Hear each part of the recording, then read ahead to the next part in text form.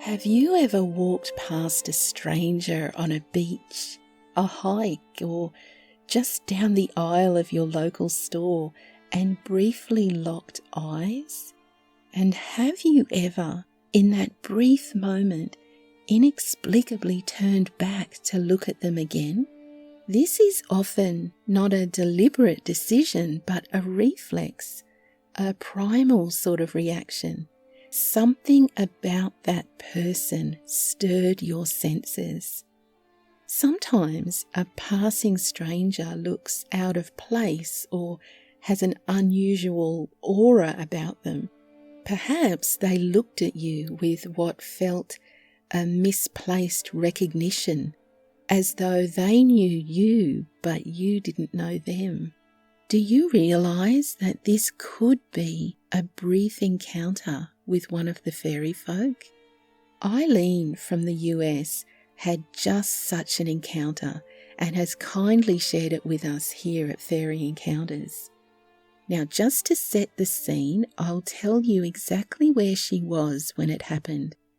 On a visit to Ireland, Eileen and two friends climbed Knocknaree. Now, Knocknaree is a spectacular, large hill west of Sligo town in County Sligo.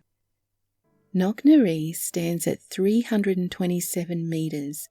At its summit is one of Ireland's largest cairns, Queen Maeve's cairn, which is believed to contain a Neolithic passage tomb, an ancient place, perhaps a thin place, but certainly one we might find fairy folk.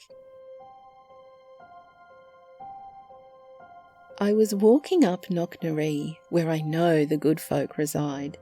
It was two friends and I, and we climbed up to see Maeve's cairn.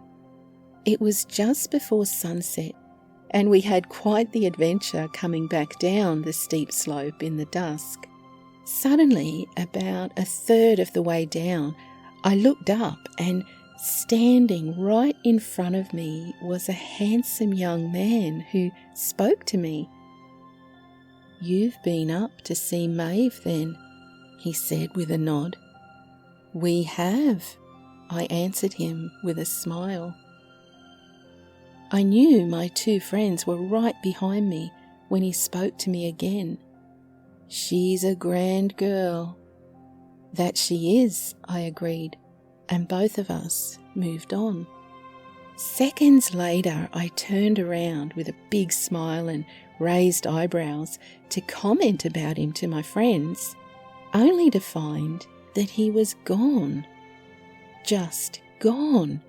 There were no trees, no bushes, nowhere to hide on that section of the mountain.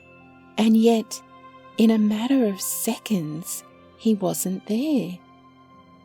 I do have to say, though, that if all fairy looked like that, they are quite the nicest looking thing I've ever seen.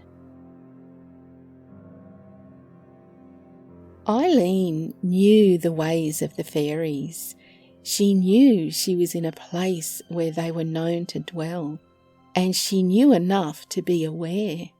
Another person might have exchanged pleasantries with the stranger and given it no more thought, but thankfully Eileen was alert. Her mind was relaxed and open, a happy side effect of spending time in nature, I think, and her instincts told her something about this fella was different, and she was right. I wonder if brief encounters with fairies are more common than we imagine. I believe that fairy allow themselves to be seen and even mingle among us humans whenever it pleases them to do it, which begs the question, why?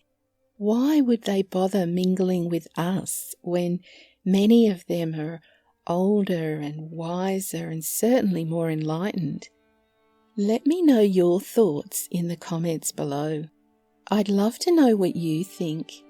If you enjoyed this video, please give me a sweet thumbs up. I'd really appreciate it.